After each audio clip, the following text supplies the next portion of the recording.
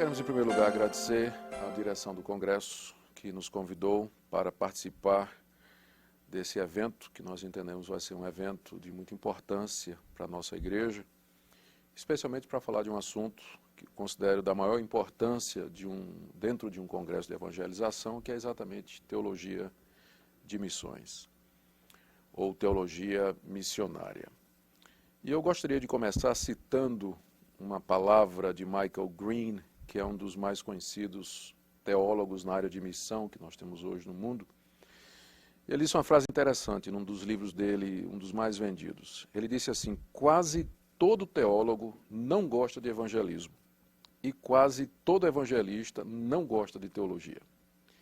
Infelizmente, essa é uma verdade que nós constatamos na prática, ou seja, frequentemente esse divórcio entre teologia e evangelização se encontra na mentalidade e na visão missionária de muitas igrejas da nossa própria denominação. Muitas pessoas entendem que a teologia, ela na verdade é um empecilho à evangelização ou à obra missionária, porque entende teologia basicamente como polêmica em torno de temas doutrinários difíceis. E acham que doutrina divide. Em vez de ficar discutindo teologia e doutrina, nós deveríamos mesmo era cair em campo e fazer o que se deve fazer. Recentemente eu tinha escrito alguma coisa a respeito da Marcha para Jesus, uma reflexão a respeito do objetivo da Marcha para Jesus, analisando as motivações que estariam por detrás desse movimento, que tem um movimento de alcance nacional, e recebi uns 2 ou 3 e-mails de pessoas zangadas comigo, dizendo que em vez de eu ficar fazendo teologia, eu devia estar marchando para ganhar as pessoas para Jesus Cristo. E eu respondi no meu e-mail para estas pessoas que eu entendia que para que eu marchasse para Jesus, eu primeiro precisava saber qual é a motivação bíblica e qual é o embasamento bíblico para que eu fosse sair para marchar para Jesus ou fazer qualquer outra coisa prática na vida da igreja. Porque, na verdade, existe uma relação inseparável entre teologia e prática. Nós não podemos dissociar as duas coisas. Toda verdadeira teologia, ela deveria desembocar em alguma atitude prática da igreja, particularmente na área de evangelização e missões. E toda verdadeira evangelização, toda verdadeira obra missionária, ela tem um arcabouço teológico. Se nós vamos ao mundo anunciar alguma coisa, nós temos que ter alguma coisa para anunciar. Que mensagem nós vamos levar? O que é que vamos dizer às pessoas?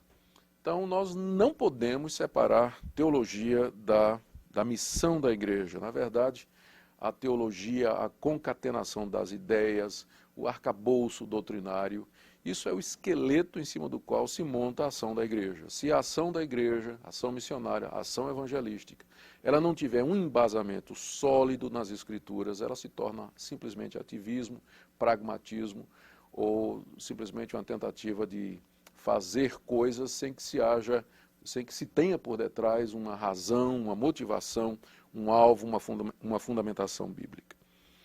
E eu penso que esse é provavelmente um dos maiores problemas que a nossa igreja enfrenta hoje, porque nós nos preocupamos muito com a questão de estratégias e métodos, e se fôssemos perguntar qual é a teologia missionária ou evangelística da nossa igreja, nós teríamos que ficar silentes como resposta.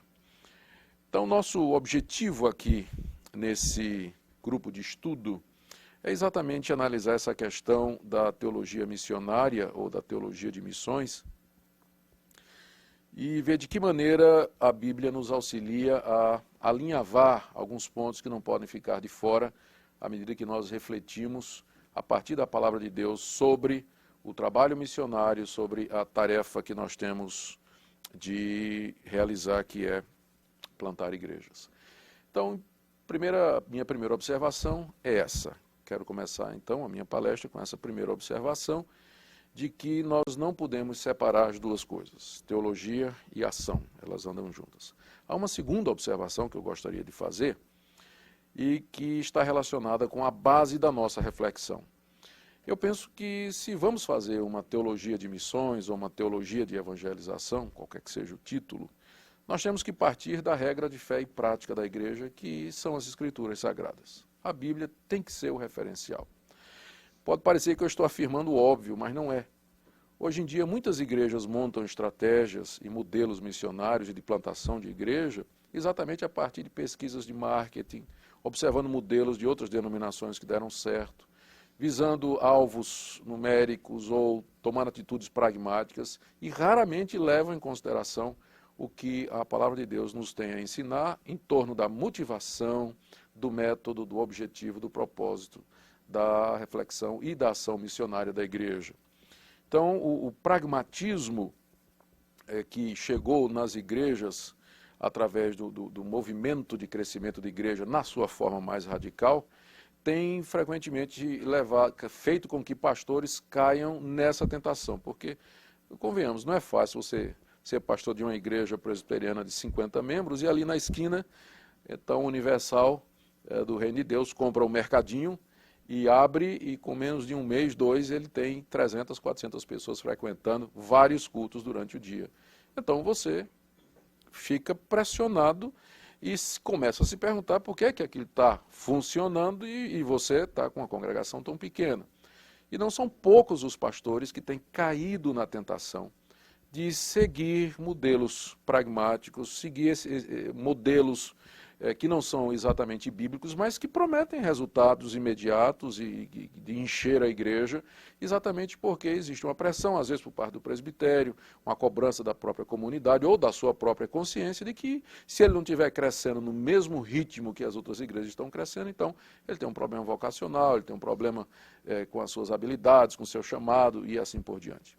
Eu não estou dizendo que nós não devamos crescer. Aliás, eu sou a favor do crescimento, creio que devemos crescer, senão nem estaria participando nesse congresso falando sobre esse assunto, se eu não acreditasse em evangelização e missões. Apenas acho que nós não devemos ceder à tentação e às pressões do imediatismo e da busca de resultados a qualquer custo, quando nós temos a palavra de Deus que nos dá uma base e para uma reflexão sólida a respeito desse assunto.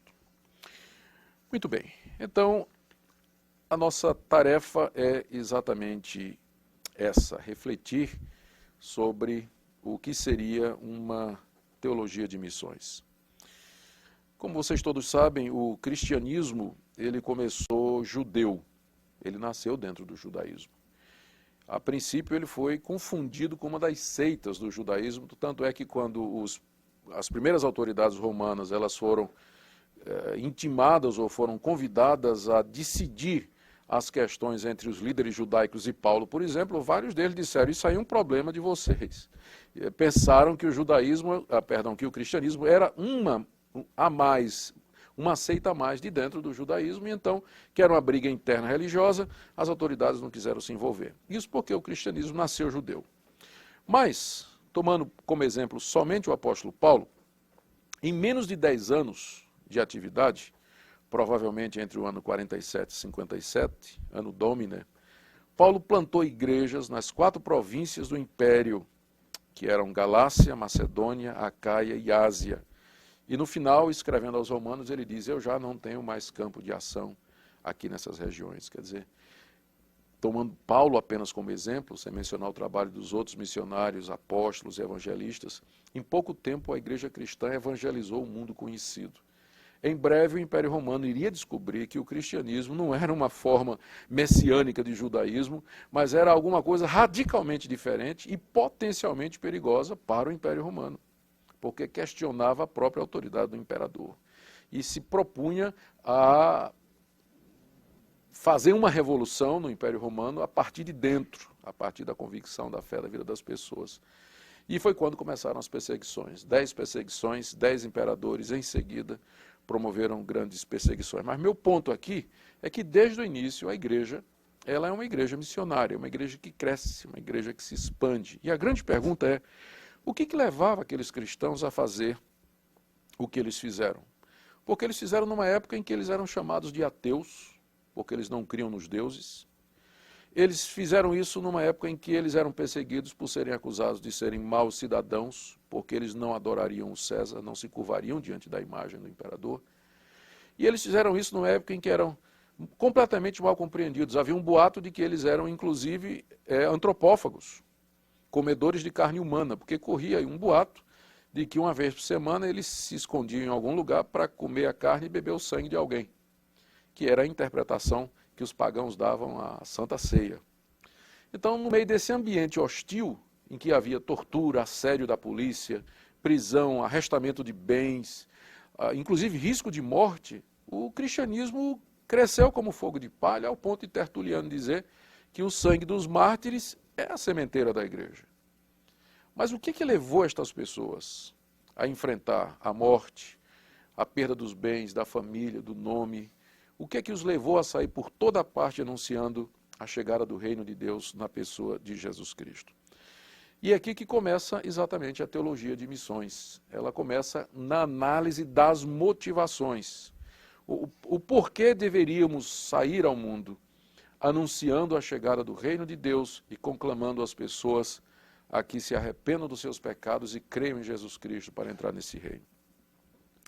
Eu gostaria de mencionar 4 ou 5 motivações que nós encontramos no Novo Testamento e que estão na base da convicção missionária da igreja apostólica, da igreja primitiva.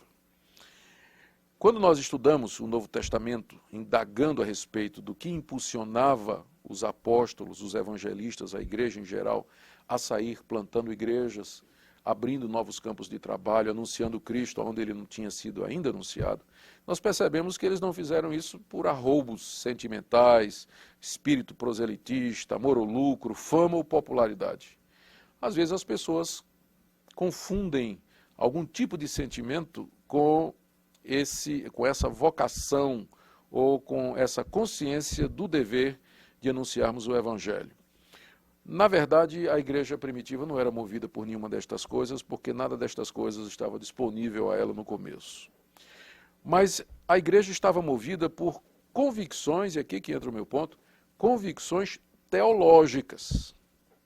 Existe uma discussão hoje em dia na área de missões que é parecida com a discussão do ovo e da galinha. Quem veio primeiro?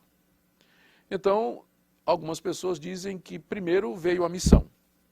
Os cristãos saíram anunciando o Evangelho, e à medida que eles iam anunciando o Evangelho, então eles iam encontrando dificuldades, perguntas iam sendo levantadas, e eles então iam refletindo nessas perguntas, e aí a teologia ia sendo formada. Teologia a caminho. Já outra linha entende que foi o contrário. No início, a igreja cristã já nasceu com um conjunto de convicções teológicas muito bem firmadas, que era exatamente o motor da ação missionária, que os impulsionava a sair para fazer a missão. Ou seja, missão é o resultado da teologia, das convicções teológicas, e não o oposto. Embora, é claro, eu sou partidário dessa última ideia, de que quem nasceu primeiro foi a teologia. E foi o fato de que eles creram numa série de coisas, que eu vou colocar aqui diante de vocês, que fez com que os primeiros cristãos fossem a campo. Agora, é claro, à medida que eles iam ao campo missionário, fundavam igreja, chegavam novos convertidos, esses novos convertidos traziam seus problemas, seus questionamentos, como por exemplo na igreja de Corinto. Qual é a relação que existe entre o corpo da ressurreição e o corpo do crente enquanto está vivo? Foi uma pergunta que surgiu na igreja de Corinto. E quem sabe é no capítulo 15 de 1 aos Coríntios que o apóstolo Paulo, pela primeira vez, elaborou a teologia da ressurreição do corpo, ou como vai ser, como será. Quer dizer, quem sabe antes ele não tinha pensado a respeito disso, mas a situação em Corinto o levou a fazer isso. Nós não temos problema com isso. Mas a convicção de que haveria uma ressurreição de mortos e que ela já tinha se iniciado com Jesus Cristo, isso antecedia a missão de Paulo em Corinto. Apenas o detalhamento e o amadurecimento dessas ideias ocorreu, é claro, durante o trabalho missionário. Então, quais seriam estas convicções teológicas, essas profundas crenças doutrinárias que levaram a igreja a fazer o que elas fizeram? Primeira, era a convicção profunda de que Deus não estava recebendo a glória que lhe era devida por parte da humanidade, tendo em vista que ele era o Criador. Talvez algumas pessoas esperariam que a primeira motivação da igreja primitiva era a paixão pelas almas.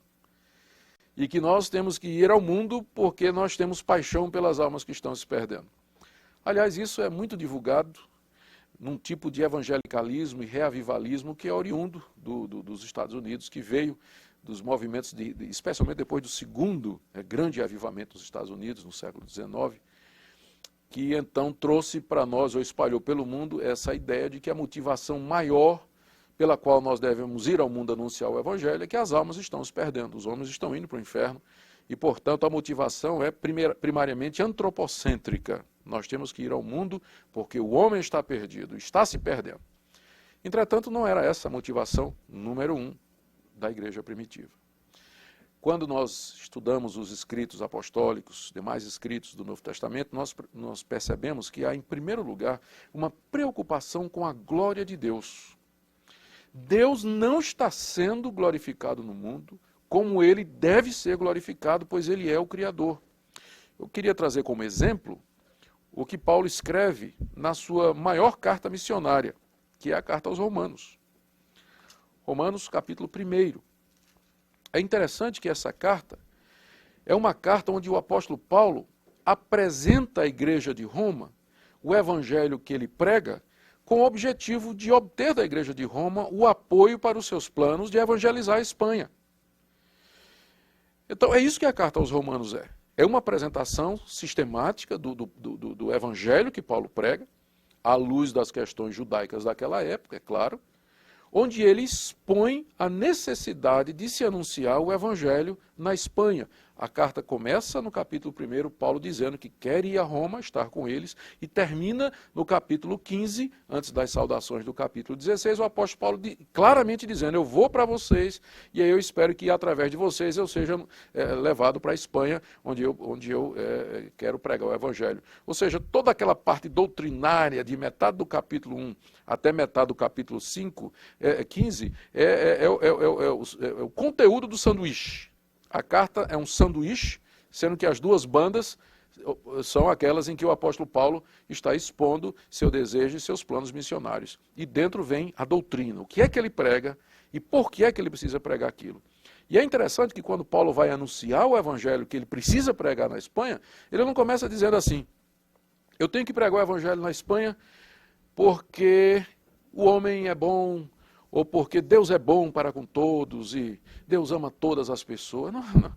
Paulo começa no verso 18 dizendo, a ira de Deus se revela do céu contra toda impiedade e perversão dos homens que detêm a verdade pela injustiça.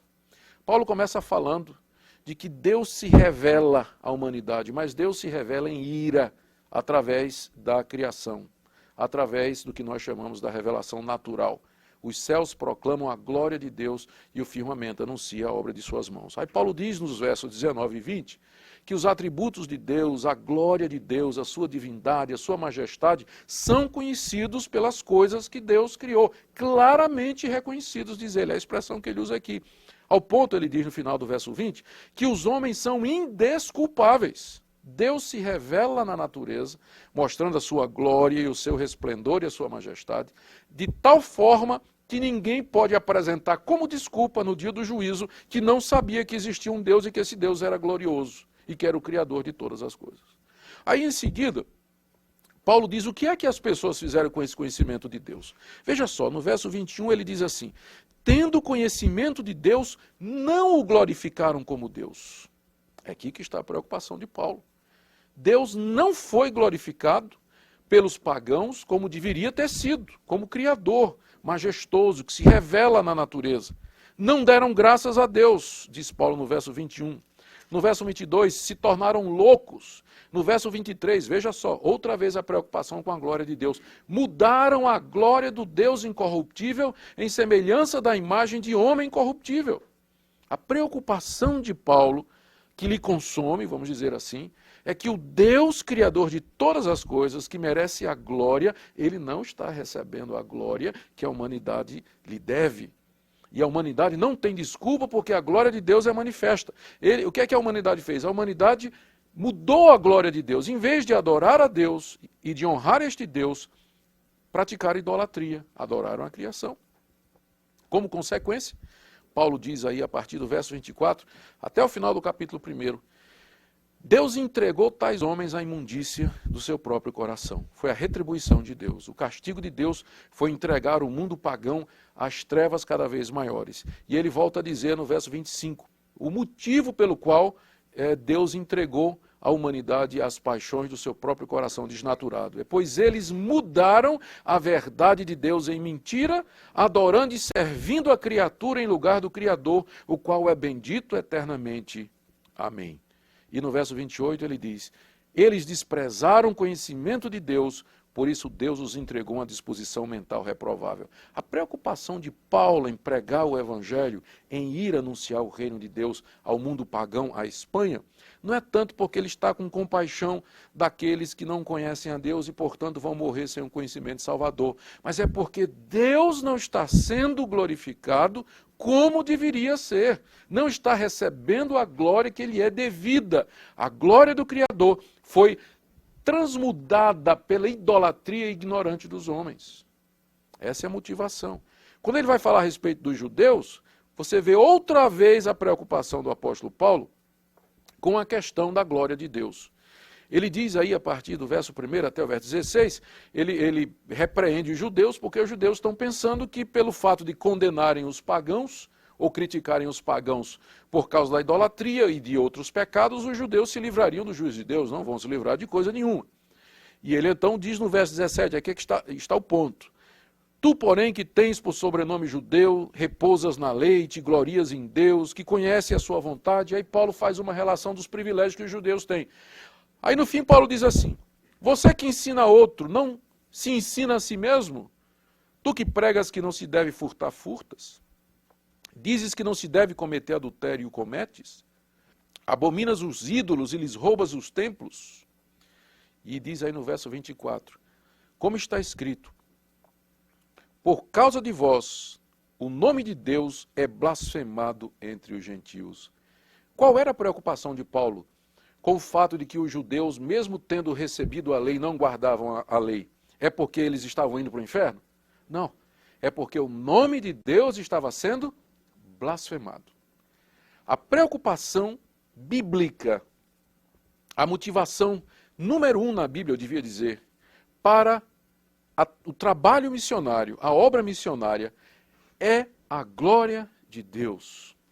Nós vamos ao mundo anunciar o Evangelho e chamar os homens ao arrependimento e virem a Cristo Jesus, não só e primariamente porque eles são pecadores indo para o inferno, mas porque o Deus da criação, o Senhor de todas as coisas, ele não está sendo honrado, glorificado, obedecido e adorado como tem o direito de ser por toda a humanidade. E, queridos, como isso faz a diferença na hora de nós partirmos para o campo missionário?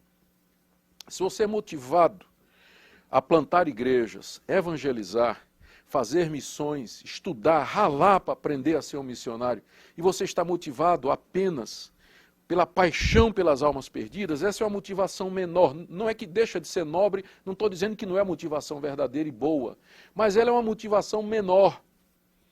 Quando você está motivado pela glória de Deus, inflamado pelo fato de que o seu Criador, o Senhor de todas as coisas, não está recebendo a glória que Ele merece, quando você ama a Deus ao ponto de o seu coração ficar partido porque Deus não está recebendo a glória que lhe é devida, então essa motivação é uma motivação mais nobre, mais permanente, mais profunda e muito mais abrangente. Talvez a razão pela qual muita gente vai para o campo missionário, começa como missionário, começa plantando igreja, começa como seminarista, como pastor e desiste, é porque nunca teve a motivação correta. Lhe faltava uma boa teologia missionária. Começou talvez pelos motivos errados. Nunca entendeu o porquê de anunciarmos o evangelho ao mundo. Aqui no capítulo 1 de Romanos, o apóstolo Paulo nos dá com clareza essa primeira motivação. O Deus Criador de todas as coisas, ele não está recebendo a glória que lhe é devida. E por isso o nosso coração se quebra, nosso coração se parte. E nós sentimos esse desejo, esse impulso de trazer todos os homens à obediência de Cristo, para a glória dele. Quando Cristo deu a chamada grande comissão à sua igreja, deu nos seguintes termos: se aproximou dos discípulos e disse: Todos os homens são pecadores e vão para o inferno. Por isso, ide, pregai o evangelho a todas as nações. Foi isso que ele disse? Claro que não.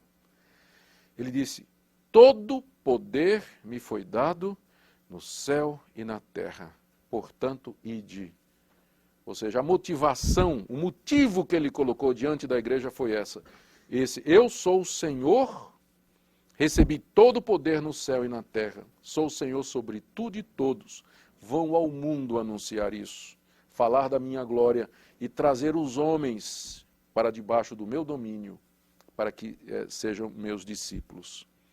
Segunda motivação que nós encontramos na Bíblia, que deve funcionar como a base para a nossa teologia missionária, é o que nós chamamos de a convicção que a igreja primitiva, a igreja apostólica tinha, de que ela estava vivendo em dias de cumprimento das antigas promessas de Deus.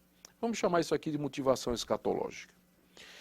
Para a igreja primitiva, a vinda de Cristo ao mundo, o derramar do Espírito no dia de Pentecostes e o arrebanhamento dos gentios na igreja representavam o início do cumprimento daquilo que eles chamam de os últimos dias, a nova era ou o reino de Deus.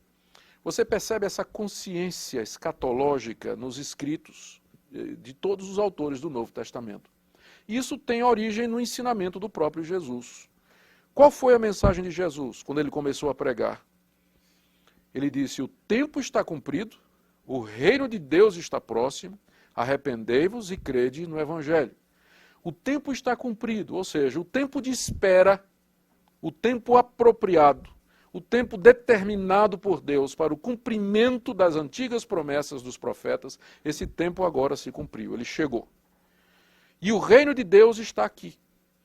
Pelo arrependimento e pela fé em mim, vocês podem entrar nesse reino. A mensagem de Jesus era escatológica, ou seja, anunciando a chegada do reino de Deus, que você vai encontrar no Novo Testamento, como sendo, por exemplo, os últimos dias. O apóstolo Pedro, pregando no dia de Pentecostes, explicando o fenômeno de Pentecostes, ele faz referência a Joel capítulo 2 e cita Joel capítulo 2 para explicar o que estava acontecendo ali.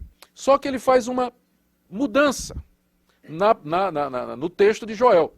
Lá em Joel capítulo 2 está escrito assim, e acontecerá que depois derramarei do meu espírito sobre toda a carne.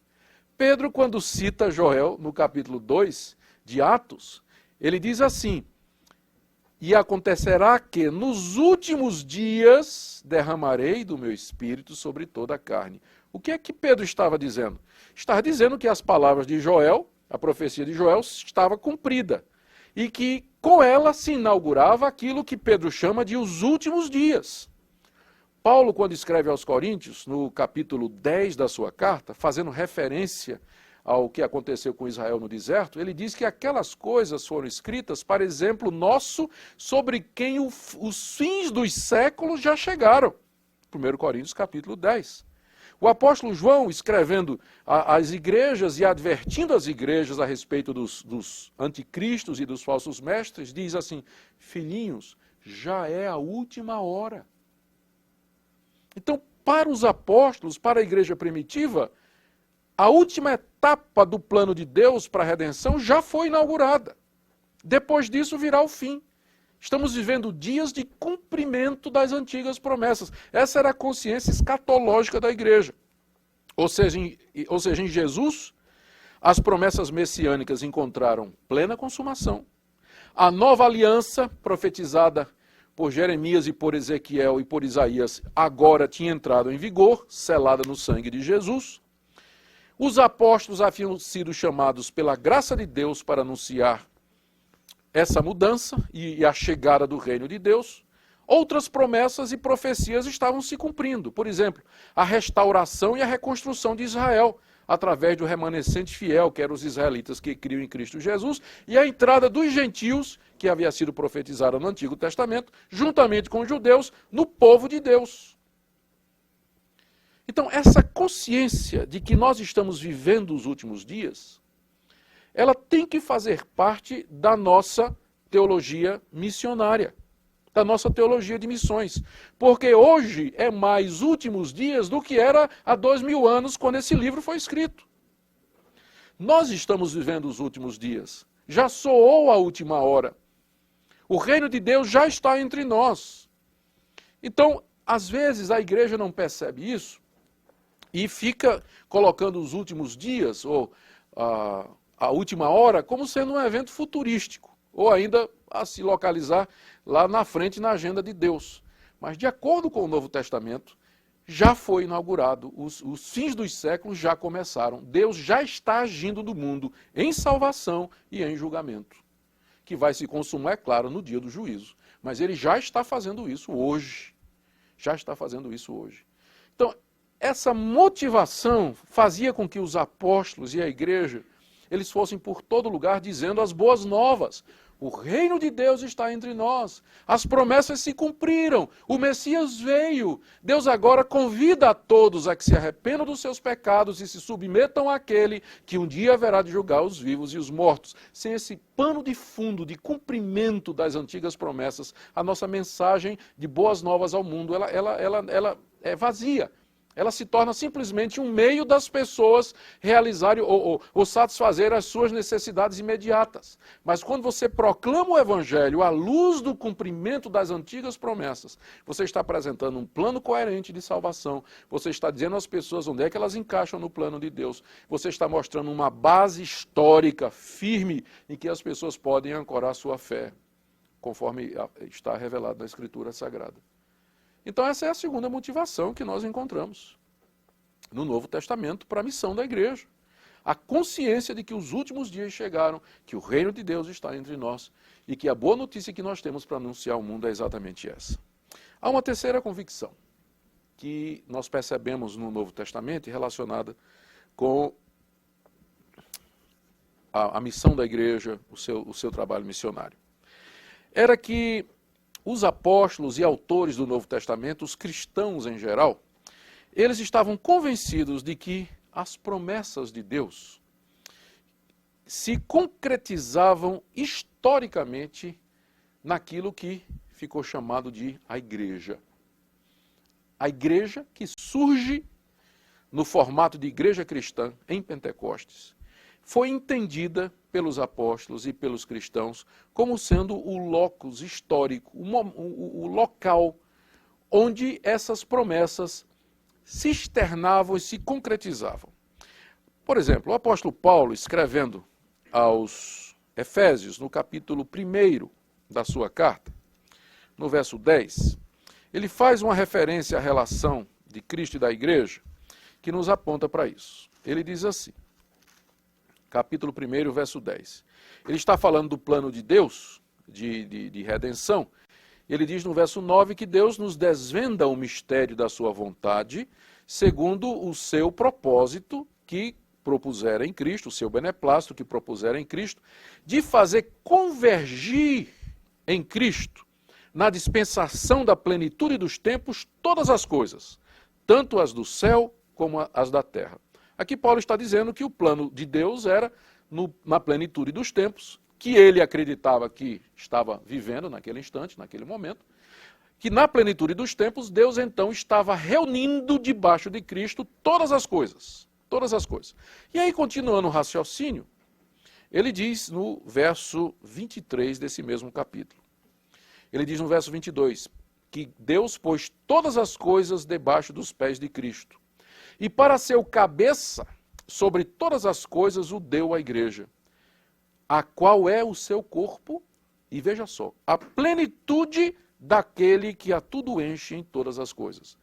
Nós costumamos ouvir que Cristo é a plenitude da igreja. Tanto é que nós queremos todos a plenitude do Espírito e a plenitude de Cristo. Mas aqui Paulo está dizendo que a igreja é a plenitude de Cristo. Em que sentido a igreja é a plenitude de Cristo? O sentido é esse, é escatológico. É que é na igreja que existe essa convergência de todas as coisas a Jesus. Que a igreja é a confirmação, a consumação na prática do plano de Deus de trazer todas as coisas debaixo de Jesus Cristo. E nessa perspectiva Dessa perspectiva eclesiológica, quando você começa a pensar na igreja como sendo o corpo escatológico, o povo escatológico de Deus, que a igreja é a plenitude de Cristo, que é na igreja, estou falando da igreja invisível, que se expressa em comunidades locais, evidentemente. É que é nas comunidades locais que refletem a verdadeira igreja de Cristo, ali é que essas promessas encontram plenamente o seu cumprimento. É ali que se processa a redenção. É ali que as pessoas são recebidas no corpo místico de Cristo. É ali que elas são alimentadas, que elas são doutrinadas, que elas crescem, que elas, de fato, juntas, adoram a Deus e servem a Deus. O que eu quero dizer é que na teologia missionária do Novo Testamento, a igreja local exerce um papel preponderante e indispensável. E por que eu estou enfatizando isso? Meus irmãos, porque, sem querer criticar ou condenar o trabalho de ninguém que esteja aqui hoje, frequentemente o trabalho da nossa igreja é levado avante, o trabalho missionário, por agências missionárias, por organismos. E o que é que as igrejas locais fazem? Pagam simplesmente, dão recurso, mandam dinheiro. Quando da perspectiva neotestamentária, a igreja local, como expressão da plenitude de Cristo, está no centro do plano de Deus. Essa visão de igreja estava por detrás da motivação que levou a igreja primitiva e os apóstolos a sair plantando igrejas. Por que eles saíam plantando novas igrejas? Por que a preocupação deles quando chegava numa cidade era organizar uma igreja, fundar uma igreja? Exatamente por isso, porque tinha essa visão do que era a igreja local dentro do plano geral de Deus. Então a igreja local não é apenas um local gostoso onde nós nos reunimos no domingo com os nossos irmãos para cantar uns hinos, fazer uma aeróbica evangélica, e etc, ouvir uma palestra, uma reflexão. É muito mais do que isso, falando da igreja local como expressão do corpo de Cristo, da plenitude de Cristo. Dentro da missiologia neotestamentária, da teologia de missões, a igreja local está no centro. E ela representa, então, uma parte crucial e importante. Tanto é que quando Paulo, ainda voltando a Paulo aqui, capítulo 2, verso 15 de Efésios, ele diz assim, que Cristo aboliu na sua carne a lei dos mandamentos, na forma de ordenanças, para que dos dois povos criasse em si mesmo um novo homem. Quem é esse novo homem? É a igreja. Por que a igreja é chamada de novo homem? Ela é aqui colocada como novo homem porque ela é a nova humanidade que foi inaugurada por Cristo Jesus, em contraste com o velho homem, a velha humanidade encabeçada por Adão. Cristo veio começar um novo povo, um povo escatológico, povo de Deus, que tem expressão nas comunidades locais. Isso não pode ficar de fora quando nós estamos planejando fazer missões. Plantar igrejas, e igrejas que se envolvam no trabalho missionário, que façam missões, porque não é apenas uma questão de estratégia, é uma questão de teologia. E teologia bíblica, que a igreja faça parte disso. Vou para uma quarta motivação. A quarta motivação é essa. Deus nos chamou para edificar a sua igreja, as igrejas locais. Ou seja, Deus colocou na igreja pastores, mestres, evangelistas, com o objetivo de edificar a igreja local, como expressão da igreja universal, da igreja invisível, e onde também se cumprem estas promessas. A linguagem edificar, edifício, que nós encontramos no Novo Testamento, mostra que o Novo Testamento, a igreja apostólica, entendia a edificação da igreja em dois sentidos. Primeiro, no sentido de expansão. Edificar a igreja era expandi-la, era fazê-la crescer. Você vê isso, por exemplo, em 1 Coríntios capítulo 3, verso 10, quando o apóstolo Paulo diz que colocou como sábio arquiteto o fundamento na igreja de Corinto, e outros agora trabalham sobre ele, edificando a igreja, fazendo com que ela cresça. Dessa forma, a igreja era edificada, com o crescente número de judeus e de gentios. A segunda maneira pela qual a igreja era edificada era através da consolidação interna. Efésios capítulo 4, verso 12, o apóstolo Paulo fala que Deus deu à igreja diversos dons para a edificação da igreja em amor. Ele fala da igreja como edifício vivo, que cresce para a habitação plena de Deus. Você encontra isso em 1 Coríntios 3, de 5 a 9, Romanos 15, 18 a 29, de 18 a 19, quando o apóstolo Paulo fala desse crescimento da igreja em termos da sua consolidação interna, e Paulo está convencido de que essa edificação da igreja é uma obra divina.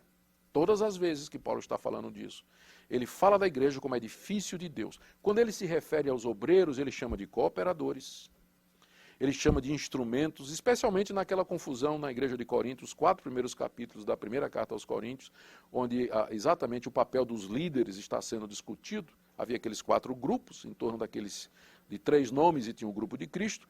Nesse contexto, Paulo então diz que os obreiros, os apóstolos, os pregadores, eles são meros cooperadores de Deus, mas quem dá o crescimento é Deus. É Deus quem faz a sua igreja crescer. Por que eu estou enfatizando isso?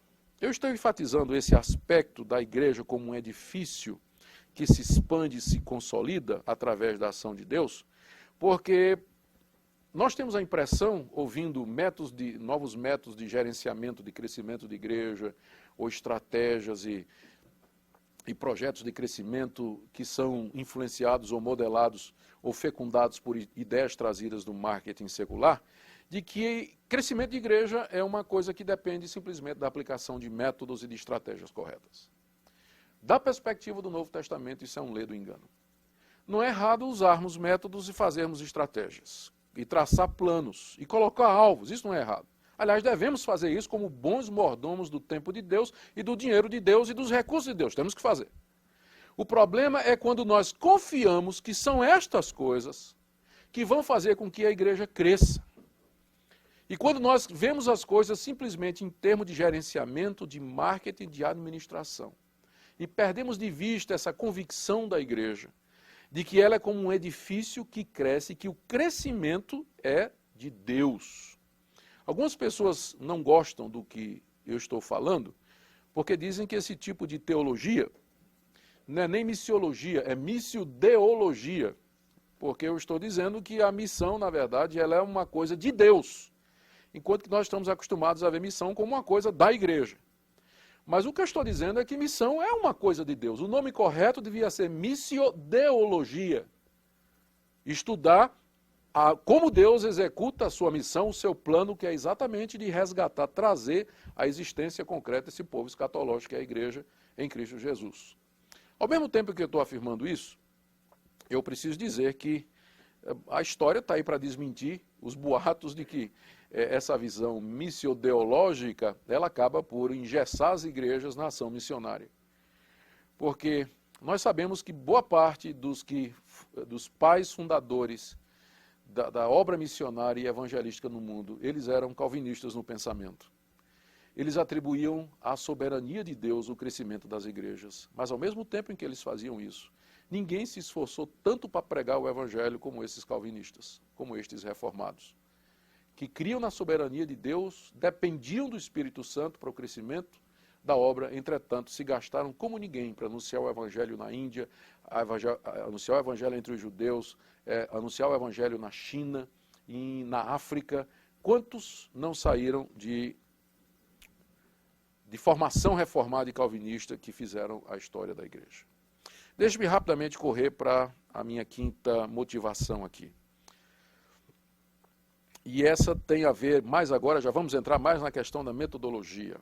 É uma combinação de motivação que tem a ver com metodologia.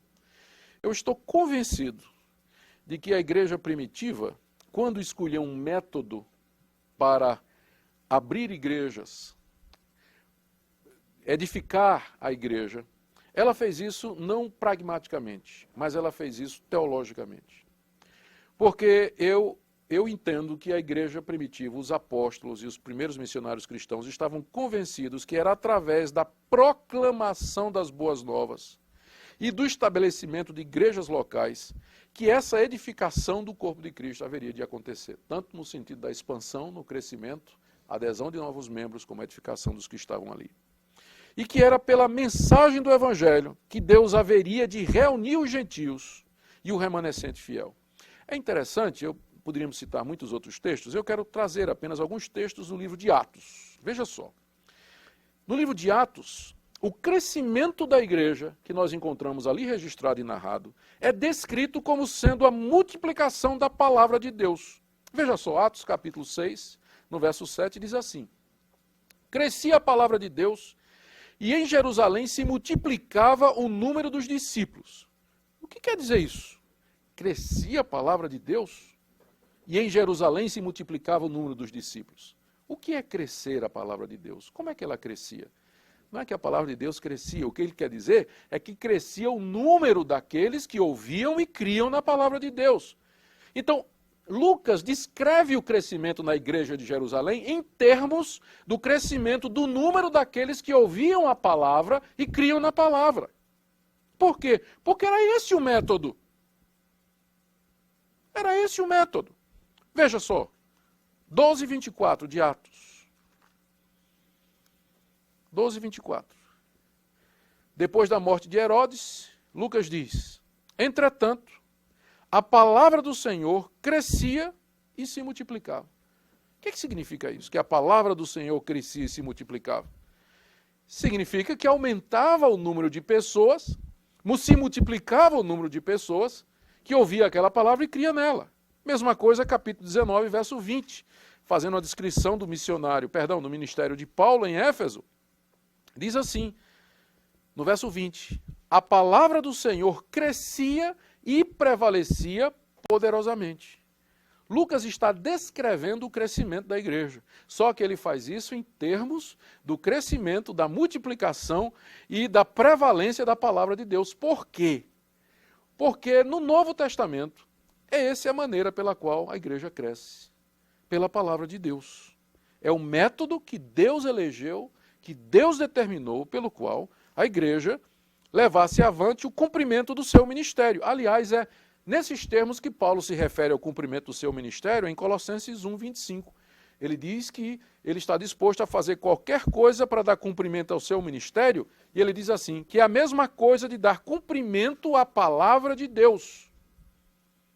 O que ele quer dizer é dar cumprimento ao ministério, que é pregar e anunciar a palavra de Deus. Então, vejam como essas convicções, elas influenciaram profundamente a ação da Igreja Apostólica. Veja só, nós falamos aqui que eles estavam convencidos de que Deus não estava recebendo a glória que lhe era devida, não somente entre os pagãos, mas também entre os judeus, que os últimos dias tinham chegado em que finalmente Deus irrompeu nesse mundo de trevas e se manifestou aos homens em graça e misericórdia, mesmo que a humanidade se rebelou contra ele, que a igreja é o local onde Deus realiza as suas promessas, que Deus está edificando esta igreja, e isso pela palavra e pela plantação de igrejas. Eu penso que estas eram as convicções que estavam por detrás da motivação da igreja primitiva e que formava o cerne da sua teologia missionária. Eles não estavam motivados só pelo desejo de salvar almas, embora esse motivo também seja nobre, mas não era essa a motivação principal. De simplesmente multiplicar igrejas por multiplicar igrejas. Não. Veja como isso determinava a ação da igreja primitiva. Primeiro, eles percorriam as estradas romanas, anunciando o evangelho e organizando discípulos nas principais cidades das províncias. O objetivo, pegando aqui as palavras de Paulo em 1 Coríntios 9, de 18 a 22, era salvar o maior número possível. Eu não consigo conceber o apóstolo Paulo colocando um alvo numérico no seu ministério para o ano em curso. Ele nos dá um alvo, e o alvo era ganhar o maior número possível sempre.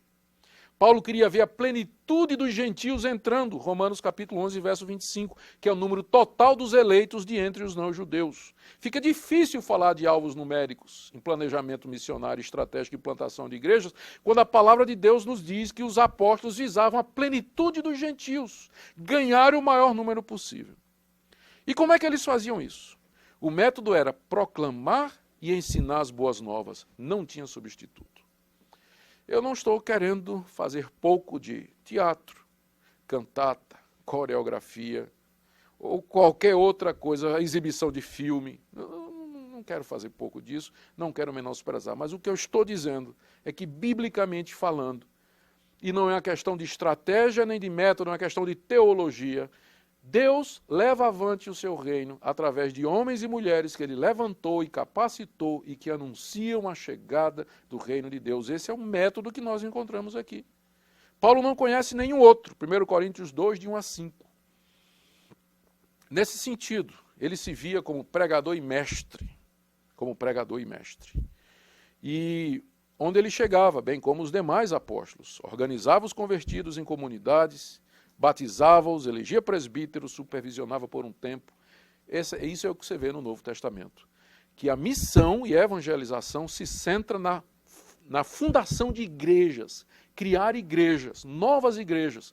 A igreja vista como sendo a expressão concreta desse novo povo, a nova humanidade em Cristo Jesus. O que é que nós podemos aprender com tudo isso para nós, gente?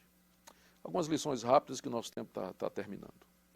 Primeira coisa, nós não podemos separar teologia de missões e vice-versa. Nós, quando planejamos plantar igrejas ou fazer missões ou evangelização, nós temos que ter a base teológica para isso. Não é simplesmente uma questão de ação e de pragmatismo, mas tem que ser o resultado de convicções teológicas e doutrinárias profundas. Nós vamos fazer o que temos que fazer porque estamos persuadidos a respeito de Deus, quem Ele é, do que Ele fez na história e o que Ele vai fazer na história. Segunda coisa que nós aprendemos aqui é que é através da palavra de Deus que a sua igreja é edificada nos dois sentidos, tanto na expansão quanto na edificação interna. Existe uma necessidade de restaurarmos isso no campo missionário, a pregação bíblica. Nós vivemos num país que é um país ignorante da Bíblia. Ainda semana passada, eu estava discutindo essa questão difícil do papel das mulheres na igreja, e um dos seminaristas no debate que eu estava participando perguntou ao meu oponente no debate: o que é que o senhor diz de 1 Coríntios 14 a respeito das mulheres? E esse professor disse: eu não sei, o que é que diz 1 Coríntios 14 a respeito disso? Então existe uma ignorância. Eu dei apenas um exemplo que veio agora à minha cabeça, podia dar outros. Se isso existe entre aqueles que são profissionais da Bíblia, imagine no meio do povo. Então, que tipo de evangelismo nós temos que fazer? É um evangelismo que ensina, que doutrina. E qual é o melhor método para isso? A pregação expositiva. Ensinar a palavra de Deus, pregar a palavra de Deus, ensiná-la. O senhor esteve falando a respeito da forma como nós temos enviado missionários hoje para o campo, a respeito de agências. E eu tenho no meu coração de estar indo para missões em outros países. Qual seria a forma mais simples da gente conseguir trazer de volta a forma como a igreja no princípio fazia, de a própria igreja estar enviando? Porque a dificuldade hoje de você estar se filiando a uma agência, de você levantar sustento, é uma coisa muito complicada. Já há uns 6 anos, mais ou menos, eu estou em missões e realmente é complicado você fazer isso. Uma igreja está te apoiando, graças a Deus a minha igreja me apoia, mas ainda assim você precisa sempre estar buscando outros meios para você conseguir ir. Qual seria a forma mais simples da gente conseguir trazer de volta aquilo como começou? Eu acho que nós temos que fazer uma distinção entre as agências que apenas facilitam a ida do missionário para o campo no exterior e aquelas agências que elas mesmas estão fundando igrejas e organizando igrejas e trabalhos. Então, no caso das agências que apenas facilitam o envio do missionário, o envio de dinheiro, de recursos, do sustento missionário, isso aí faz parte da administração da organização, não tem problema, porque o missionário está sendo enviado por uma igreja local, com a bênção de uma igreja local, e a igreja local está envolvida com ele. O que eu não acho é que o trabalho missionário deva ser feito exclusivamente por agências, porque perde esse conceito de igreja local, que é central na teologia missionária do Novo Testamento. Então, eu penso que é necessário um reavivamento da ideia ou do papel, da importância do papel da igreja local na obra missionária, um envolvimento maior da igreja, não somente contribuindo, mas se envolvendo. Recentemente eu tive notícia de uma estratégia missionária que eu nunca ouvi, mas para mim soa assim como música nos ouvidos. Uma igreja de São Paulo, o pastor tomou um ônibus com várias famílias e foram passar 3 meses no Nordeste, fundando uma igreja numa cidade no Nordeste que não tinha igreja evangélica. Passaram 3 meses lá, pregando o evangelho, vivendo, e lá no meio do povo, depois as famílias voltaram e deixaram lá um trabalho organizado e começando. É apenas uma forma, mas você veja que houve um envolvimento da igreja local. Então eu penso que esse é o ideal do Novo Testamento. Agora, agências que apenas facilitam o envio de recursos, isso aí é necessário. O que eu acho que não podemos fazer é simplesmente deixar que toda obra missionária seja feita por agências que elas mesmas tomam os missionários, selecionam, elas mesmas enviam, elas mesmas levantam recursos e coisas dessa natureza. E a igreja acaba ficando ao lado desse processo. E o pastor falou e mostrou isso na palavra de Deus, que a liderança e também toda a comunidade primitiva, da igreja primitiva, tinha convicção de que o crescimento ele vinha de Deus. Mas hoje nós vemos que a liderança geralmente tem essa visão, mas a comunidade não tem essa visão. Eu queria que o senhor desse uma palavra especificamente para a igreja, sobre uma palavra de motivação para a igreja referendo às missões. Certo. Eu acho que a razão pela qual muitas vezes os conselhos das igrejas e as igrejas medem o sucesso do pastor pelo número é por causa do impacto que as igrejas reformadas, especialmente as nossas igrejas presbiterianas, estão recebendo do modelo eclesiástico das chamadas igrejas neopentecostais, onde o crescimento de igreja, o aumento do número de membros e da arrecadação é visto como sinal da bênção de Deus e sinal de que a igreja está no caminho certo. Então isso impacta os membros da igreja, porque hoje em dia a nossa membresia é muito eclética. Domingo eles estão conosco, mas na segunda-feira eles vão para a sessão do descarrego na Universal, no sábado eles vão para um louvorzão lá na comunidade, no domingo, no sábado, durante a semana, qualquer dia, vão para uma vigília de oração na Assembleia de Deus, e no domingo vão perguntar para nós por que nossa igreja não é igual às outras. Então, há uma rotatividade muito grande dos membros, isso tudo é muito eclético. Então, isso causa essa consciência de que a igreja não está crescendo por culpa da liderança ou do pastor, enquanto que o pastor estudou a Escritura, ele está vendo que, de fato, o crescimento vem da parte de Deus. Agora, eu queria dizer uma palavra à igreja nesse sentido, e também à liderança. Eu não creio que números dizem tudo a respeito de uma igreja, mas eles dizem alguma coisa. Então, se durante anos e anos nós estamos no mesmo lugar, e de fato não existe um crescimento numérico, a gente devia analisar algumas coisas antes de colocar a responsabilidade na soberania de Deus. Às vezes, de fato, o obreiro não está pregando o evangelho, aí ele está ali só gastando tempo. Eu sei de pastores que passam várias horas do dia na internet, sem fazer nada, na internet, quando poderiam estar, de fato, levando avante o trabalho pastoral. Não motivam os membros a evangelizar, não ensinam os membros a evangelizar. Os cultos não são cultos que, às vezes, têm uma conotação evangelística, no qual os membros podiam trazer amigos para serem evangelizados. Então, antes de dizer que é a soberania de Deus, a gente tem que também dar uma olhada no que é que nós estamos fazendo com os recursos de Deus. A palavra para a igreja é: números não querem dizer tudo. E a palavra para a liderança é: mas eles querem dizer alguma coisa. E o senhor falou, e eu entendo também, que de fato a missão ela deve ser fruto de convicções teológicas. Eu não tenho dúvida disso. Agora, como pôr isso em prática diante de uma igreja imediatista como é a nossa atualmente? Essa sua pergunta é uma pergunta que vai exatamente no nervo da questão. Porque a igreja reformada, ela representa, que geralmente tem essa perspectiva que nós acabamos de colocar, ela representa um percentual pequeno dentro da realidade evangélica brasileira. Mais de 70% das igrejas evangélicas hoje, elas são igrejas voltadas são igrejas pentecostais ou neopentecostais, e dentro delas uma grande parte está guiada ou influenciada pela teologia da prosperidade, que em especial é bastante imediatista nos resultados e também naquilo que ela oferece. Então, como eu disse, isso acaba criando uma consciência ou acaba influenciando os membros da nossa igreja que querem ver resultados imediatos, soluções rápidas para a situação que existe no mundo. E o pastor praticamente ele está num dilema. Ou ele para explicar para a igreja quais são os princípios bíblicos de evangelização, o que é crescimento de igreja, ou ele corre atrás de resultados, porque senão ele não vai ficar muito tempo ali na igreja, não vai ter tempo nem de ensinar nada, né? Eu acredito que passa primeiro pelos seminários, onde os pastores deveriam receber maiores informações a respeito disso, de uma teologia missionária bíblica, teocêntrica, centralizada em Deus e não imediatista, visando satisfazer de uma forma mercantilista a necessidade do homem moderno.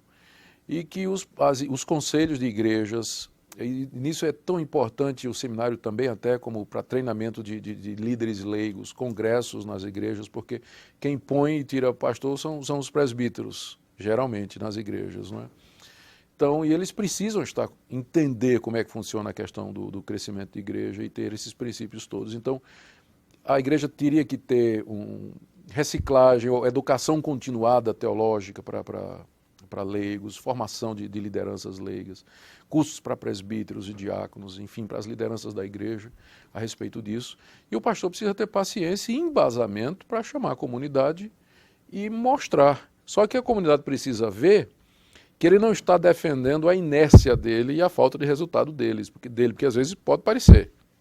Então ele tem que mostrar que ele trabalha, ele é trabalhador, ele evangeliza, ele realmente rala, dá duro mesmo, mas ao mesmo tempo ele quer atribuir toda a glória a Deus e os resultados a Deus. E ele pode ensinar a igreja através disso aí. Agora, se o pastor não faz nada e ele chega na igreja defendendo que o crescimento vem de Deus, aí a igreja vai desconfiar que ele está dizendo isso para poder desculpar a falta de trabalho dele ou de crescimento da igreja. Agora, se ele mostra serviço, é um pastor ativo, trabalhador, e ele diz à igreja que o crescimento vem de Deus, a igreja vai escutar.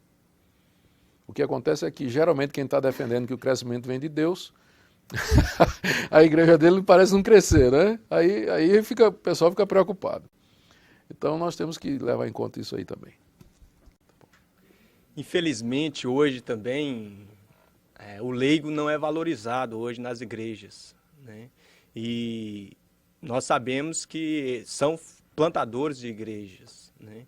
E que a gente vê que a maioria também, apesar de não ter essas convicções teológicas, ou melhor dizendo, não ter conhecimento teológico, eles se esforçam e tal para ver, né, o crescimento da igreja. E não é valorizado hoje o leigo na nossa igreja. A igreja presbiteriana, a começar na igreja presbiteriana, como nós deveríamos fazer para resgatar isso, para motivar também os leigos a trabalharem? Porque hoje eles estão desmotivados por não serem valorizados. No modelo de evangelismo que nós estamos propondo aqui, que tem como centro a realidade da igreja local, como sendo a plenitude do corpo de Cristo, e esse modelo ele não pode se concretizar se não houver a participação integral de todos os membros da igreja. Então, aliás, eu acho que é o único modelo que realmente valoriza a participação de todos os membros, porque outros modelos, eles se centralizam na figura do pastor, na figura de um evangelista, de eventos. A única atividade evangelística da igreja é, durante o ano, fazer 3, 4 campanhas, chamar um evangelista vem, prega, vai embora e a coisa continua como antes.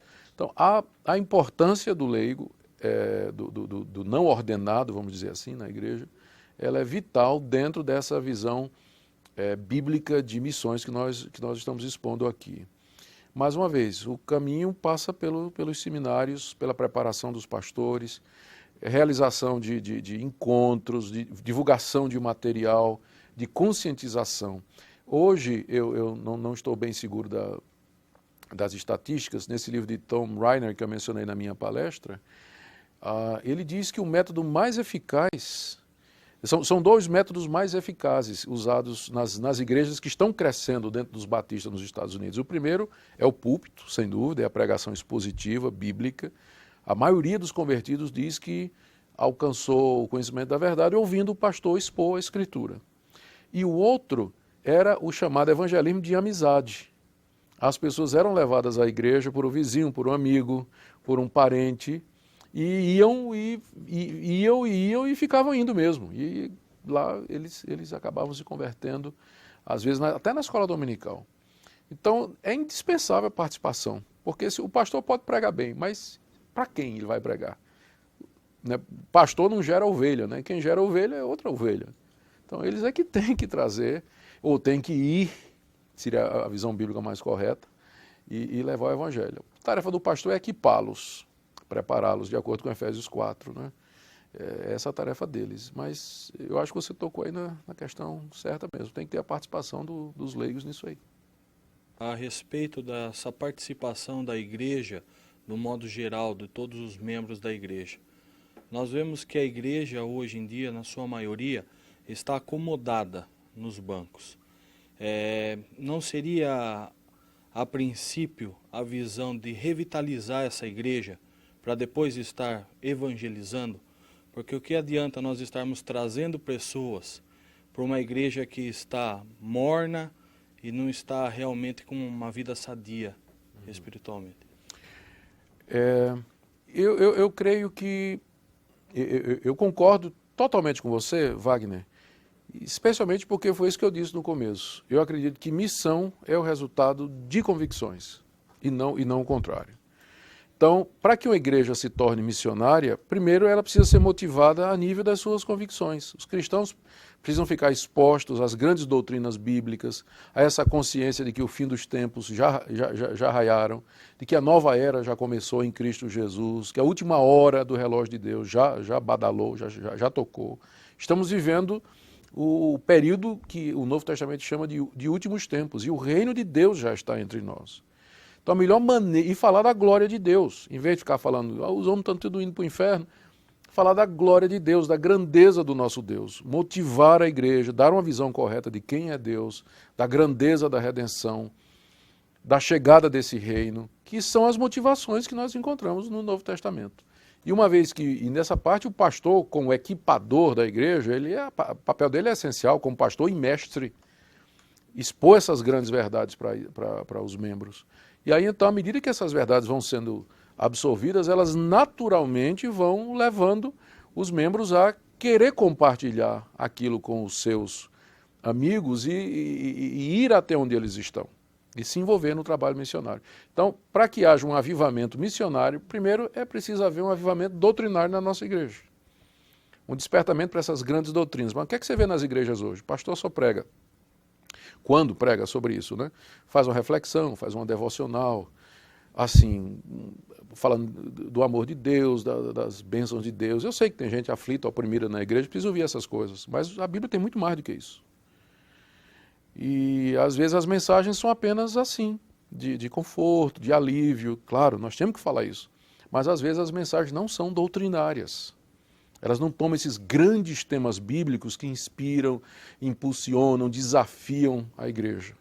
Fica muito raso. Então, primeiro tem que haver um avivamento na pregação, um avivamento doutrinário, que como resultado, eu tenho certeza, a igreja vai ser missionária. Sempre foi assim, nos grandes avivamentos ocorridos dentro das igrejas reformadas. A reforma protestante foi isso aí mesmo. Na hora que redescobriram a doutrina da justificação pela fé, incendiou um fogo que consumiu a Europa toda. E qual era o motor da reforma, do avanço da reforma? É claro, tinha elementos políticos e tudo mais, mas qual era o motor? Era exatamente a redescoberta das verdades bíblicas, das antigas doutrinas da graça, que eu penso que deveria acontecer também entre nós hoje. Mas nossa teologia hoje está muito rasa, e a pregação também, infelizmente. Eu quero concluir trazendo aqui o resultado de uma pesquisa que foi feita nos Estados Unidos, que causou um furor extraordinário lá, nos meios missiológicos. É um cidadão chamado Thom Rainer. Ele escreveu um livro intitulado Igrejas Evangelísticas Efetivas. E foi uma pesquisa que ele fez em 546 igrejas batistas que cresciam, batistas do Sul, uma denominação bastante conservadora, lá nos Estados Unidos. E ele tem um capítulo intitulado 10 surpresas, porque os Estados Unidos é o país do crescimento de igrejas, da metodologia. Se você pegar uma revista americana típica evangelical, você vai encontrar propaganda do tipo assim: nós fazemos a sua igreja crescer, duplicar de membros em um ano ou seu dinheiro de volta. Você vai encontrar agências de crescimento de igreja que fazem isso. Aí 10 surpresas no capítulo que ele fez lá, quando ele analisou essas igrejas que cresciam. Primeira, poucas igrejas que cresciam realmente usavam eventos evangelísticos. Poucas. Quase nenhuma. Outra surpresa, que os ministérios durante a semana eles não contribuíram em nada para o crescimento da igreja. Terceiro, que o evangelismo de porta em porta está vivo e passando bem nos Estados Unidos, enquanto que hoje a gente diz que é um negócio fora de moda, né? Outra surpresa que ele encontrou ali, que a localização da igreja não é um fator decisivo para o crescimento dela, porque ele encontrou igrejas em lugar que nem um anjo do Senhor achava, mas era uma igreja que crescia. E outras localizadas em locais estratégicos não crescia, proporcionalmente. E ele diz o seguinte, o que é que fez essas igrejas crescer? Primeiro, pregação bíblica, oração, testemunho intencional dos crentes, ênfase em missões e escola dominical. Escola dominical. E, gente, isso num país onde nasceu o movimento de crescimento de igrejas. A minha palavra final é essa. Nós queremos ver a igreja crescer, mas nós não podemos fazer isso sem termos uma orientação bíblica, firme e correta. Que nós estejamos alertas à questão do pragmatismo, à questão da mercadologia evangelística que é oferecida hoje. E em tudo nós estejamos submissos ao nosso Deus, que em todas as coisas dá o crescimento. No decorrer da palestra, o senhor citou... Ele está alegre, tem muitos motivos para agradecer a Deus. Chegando ao nível de a gente poder dizer que uma coisa... Mais do poder de Deus do que das nossas